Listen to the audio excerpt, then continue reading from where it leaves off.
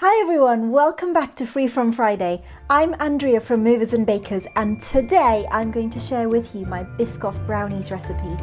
Vegan Biscoff Brownies, so there's no dairy and no eggs. Let's get baking. So to start with, we are going to start with some vegan butter. Now this has been melted. You will be able to find all the quantities of my ingredients in the link below this video. And to my melted butter, I'm going to add 2 types of sugar. I have caster sugar and brown sugar. And I'm just going to whisk it together to combine it all.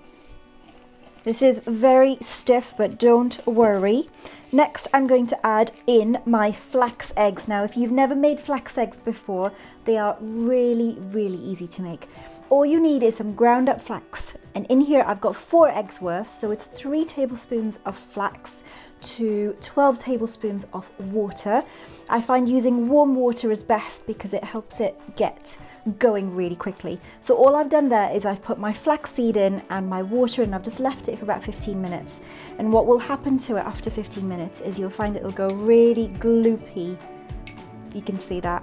It's really cool. And that's all flax eggs are, so it just takes a little bit of extra time. You have to give yourself about 10-15 minutes before your recipe.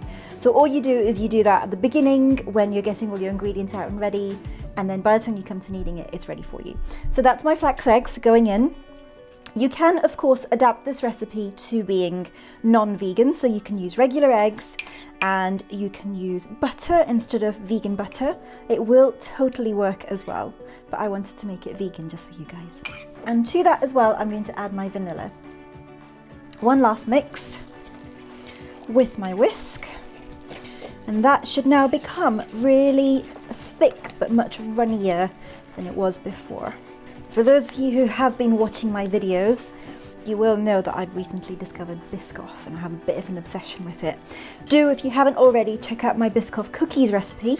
They are gorgeous. Who would have thought putting Biscoff biscuits into a cookie would work so well, but they are really good. Check them out. I'm done with my whisk and now I'm going to swap to a spatula. So to this mix, I'm now going to sift in my flour and my cocoa powder. That's it, all sifting done. So I'm just going to mix this in, and then we're going to add some chocolate chips and some Biscoff biscuits. Now my chocolate chips aren't actually labelled as vegan, but they are completely dairy free, which is why I'm using them, but they are dark chocolate. If you want your brownies to be really, really rich and chocolatey, you can add in as well a teaspoon of espresso powder, and that will make it really, really deep and chocolatey. But because I'm using dark chocolate chips today, I'm not going to put in the espresso powder. I find that was a bit too much for me. But go for it if you enjoy it. There we go. My mixture is now done and mixed up, along with a mess on my kitchen table, but that's okay. There's my brownie done. That's all my brownie mix ready. So my dark chocolate chips are going in, and as well I have Biscoff biscuits. Now these are just going to get broken up into chunks and chucked in, and it's just going to get stirred through. Now the thing that I find with Biscoff biscuits is when they are cooked, like in my cookies or like in the brownies, is they do tend to absorb a bit of moisture, so they don't tend to be terribly crispy when you bake them. That's why I've used quite a bit here.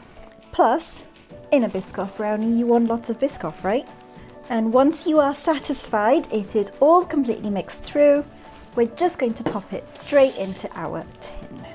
Now this is a really stiff brownie mix, as you can see. I have found, compared to using eggs, I found my vegan brownies do tend to be much stiffer. So don't worry about it, it will all come good in the oven and it will be beautiful. Now, once you've got it all in, just squish it all the way down into the corners of your baking tin. Now, I don't know about you, I like my brownies fudgy, so I tend to cook my brownies a bit less in the oven. So these will go in the oven for about 25 to 30 minutes to cook to my liking, which is fudgy.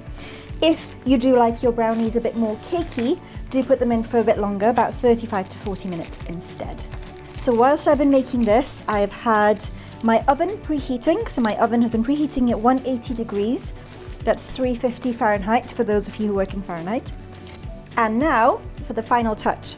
So to get as much Biscoff in as I could, of course I put the biscuits in and I'm going to put this on top. So all I'm going to do is I'm going to get spoonfuls of this and just dollop it all over the top of my brownies, and then they're ready to go in the oven. And that is it. I'm just going to cover my top with bits of Biscoff spread, and then it's going to go in the oven, and I shall see you on the other side with baked brownies. Yummy. See you soon. Welcome back. My brownies are out of the oven. I cooled them in the tin for about 10 minutes and then I've transferred them to a wire rack to cool completely. And now all that's left to do is cut them up and enjoy them. So I wanted to share with you what they look like. Now when my brownies come out of the oven, they always have this softer, but they firm up as they cool down. So don't be afraid if it feels quite squidgy as soon as you test it when it comes out of the oven. But what you'll get is a lovely crisp edge, but with a softer center, but with a lovely crisp brownie top, like you expect of a brownie. So let's get stuck in. So that's that lovely crispness of cutting through that top layer. Beautiful, look at that. Now if you want to make really neat, clean slices, all you need to do is clean your knife in between cuts, and that will give you really clean edges. But I wanted to show you one of my brownies, so you can see there how beautifully fudgy it is in the middle. The Biscoff has melted into the top, so it's completely become one with it, and you can see bits of the Biscoff biscuits themselves in there. The chocolate chips that I put in have melted completely, so they've completely disappeared, so that's just made it really fudgy and chewy and beautiful. And that's it, there you have it. So vegan Biscoff fudge, super easy, absolutely delicious. Hope you enjoy it. Do let me know if you make it yourself. Do like this video and do comment below and let me know how it turns out for you. Thanks for joining me today, friends. I'll see you next time. Happy baking.